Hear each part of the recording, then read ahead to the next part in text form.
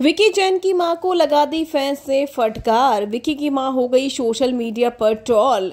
इसके पीछे वजह क्या है ये सब जानते हैं। चलिए बताते हैं हम भी आपको कि कैसे यहाँ पर दिख गया नेशनल टेलीविजन पर कि सास आखिर सास ही होती है।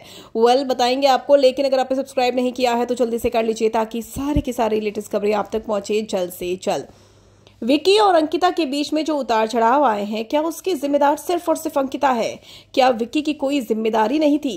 क्या विकी नहीं चाहते थे कि वो अपनी वाइफ को सिक्योर फील करवाएं?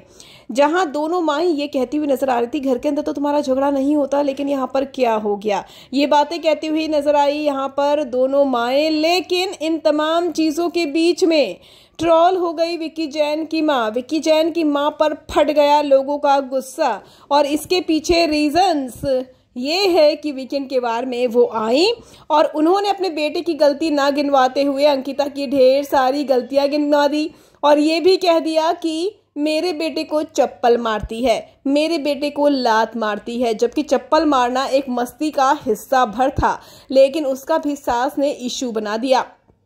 लोग ये कह रहे हैं कि माँ को अपने बेटे को सलाह देनी चाहिए थी, लेकिन वो बहू को सलाह देकर चली गई। और तो और अपने बेटे की गलती तक नहीं देखती ये माँ।